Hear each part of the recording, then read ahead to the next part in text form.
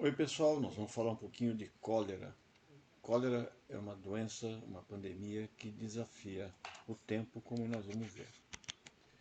Bom, o cólera é causado pelo vibrião colérico, essa bactéria gram-negativa alongada com flagelo, e ela já causou pandemias há muito tempo, e ela pode ser considerada a pandemia do século XIX, com vários surtos iniciando-se na Ásia, depois transportada por navios a vapor, ela atinge o continente americano e ela continua circulando até os dias de hoje, como nós vamos ver logo a seguir.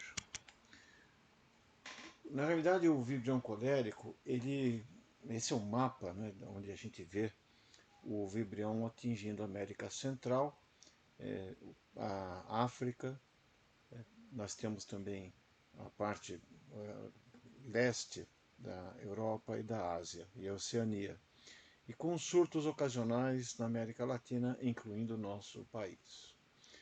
Bom, o vibrião colérico, ocorre naturalmente como contaminante das águas superficiais, por contaminação fecal, e adere-se ao zooplâncton, e do zooplâncton ele pode ser então, digamos, transportado através da cadeia de biomagnificação para peixes e crustáceos.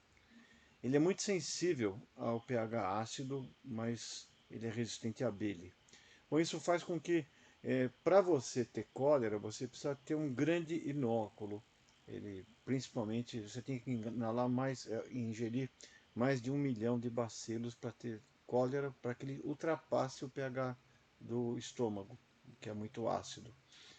Mas quando ele chega, aqueles que chegam ao duodeno, eles proliferam ali, podem inclusive colonizar a vesícula biliar e você ser um portador por anos. A pessoa pode ser portadora por anos, às vezes de forma inadvertida.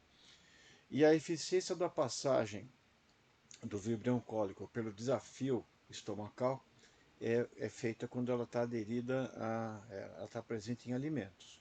Então, peixes e crustáceos e também a própria presença de fitoplâncton quando você bebe uma água com pouco tratamento ajuda ele a vencer a barreira imposta pelo estômago.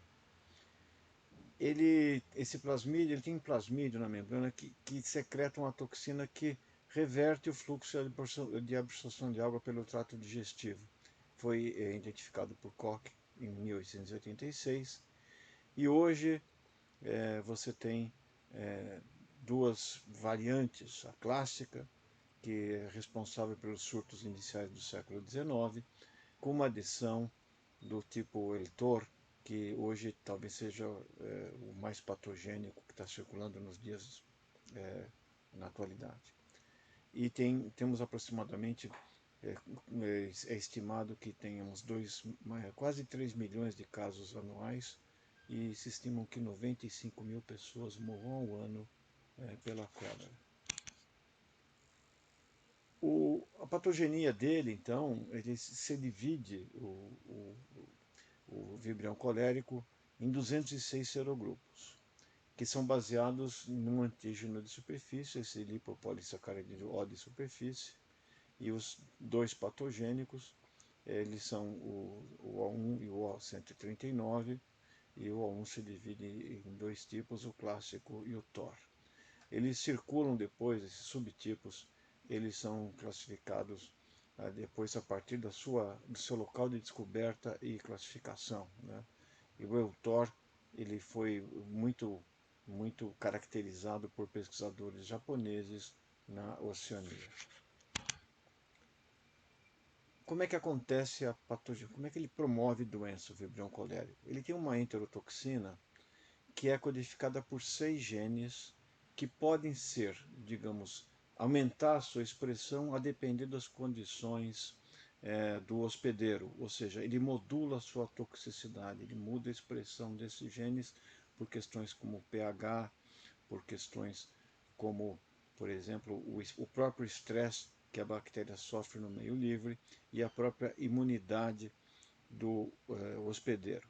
Então, essa capacidade adaptativa, quer dizer, ele se torna mais patogênico conforme as necessidades, ele pode ocorrer ou por seleção natural, ou seja, por polimorfismos que existam nesses genes, ou então por transferência, ou seja, quando uma das bactérias adquire a resistência, ela pode passar isso, é, transferir esses plasmídios com muita facilidade. Aliás, esse é um mecanismo geral de que umas bactérias respondem, por exemplo, a antibióticos, não só o Vibrio colérico, mas todas elas.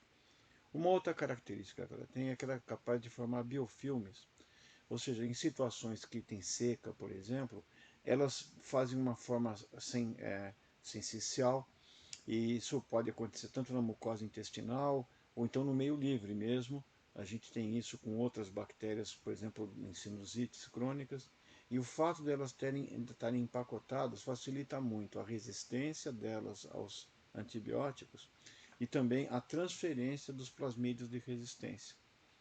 E outra coisa que atrapalha bastante na cólera é que você não tem uma vacinação é, absolutamente eficiente, né? Dependendo da idade e também das condições das pessoas, se tem uma grande variabilidade da imunidade induzida, e a média global é aproximadamente 60% de imunização efetiva quando aplicada a vacina.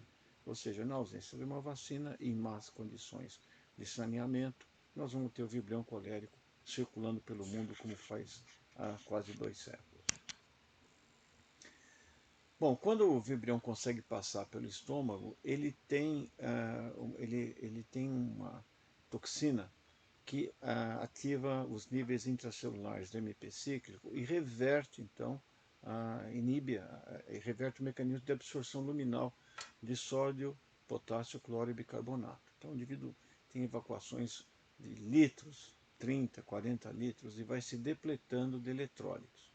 Ele adere à mucosa intestinal ele tem vários sítios de ligação, mas os mais importantes são 3 subunidades, que reconhecem um receptor constitutivo presente nas células da mucosa intestinal, que é um receptor, monoazil gangliosídeo chamado GM.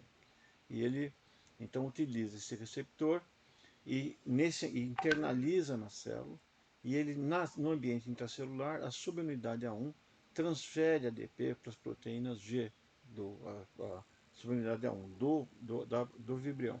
Transfere, dá uma suplementação de ADP para a proteína G do hospedeiro, e a proteína G regula a atividade de adenilciclase da célula receptora, e com isso você reverte o fluxo das bombas. Ela interfere com a função da adenilciclase do receptor. O Vibrião colérico, ele também, ele permite que seja iniciada a observação sistemática das doenças. O Jenner, que era o indivíduo que era o responsável pela defesa sanitária de Londres, mais ou menos no início do século XX, um pouco antes de ele morrer, ele tem que lidar com um surto de cólera em Londres. Esse surto de cólera, ele era mapeado, ele fez o seguinte, ele começou a mapear as mortes que existiam em Londres, e ele viu que elas se concentravam numa região perto da Broad Street, bem no centro de Londres, e foi mapeando, como as pessoas eram em Londres na época enterradas próximas da igreja, ele foi com o pároco e pegou todos os casos e colocou o endereço, desde o caso número 1. E ele viu que esses casos se concentravam ao redor de um poço. A bomba desse poço até hoje está aí, essa é a foto histórica, ela foi preservada. E o Jenner manda fechar o poço, sem saber que era bactéria, sem saber a patogenia, e quando ele fecha esse poço, acaba a cólera em Londres, e com isso funda, digamos, uma epidemiologia de intervenção. Mais tarde, o passo seguinte na evolução foi como eu mencionei, quando o Koch isola o Vibrião colérico. E o cólera sempre assustou muitas pessoas pela mortalidade e pelas condições de extrema vulnerabilidade que se tinha das pessoas que morriam. Diarreias profusas, um estado de debilitação, e o que mais impressionava as pessoas é que, pela depressão de eletrólitos, as pessoas tinham câimbras e contrações pós-mortem. O que levou, inclusive, é um aspecto meio macabro, mas criou em nossas mentes o medo de ser enterrado vivo, ou seja, o pavor e o receio de ser enterrado vivo nasce possivelmente de espasmos de pacientes que foram enterrados, de pessoas que foram enterradas e tiveram, digamos, movimentos espasmódicos, espásticos pós-mortem. Bom, é o que tinha para hoje, eu espero que vocês tenham gostado e vamos continuar a nossa viagem pelas pandemias, falando na próxima vez sobre influenza. Um abração para vocês.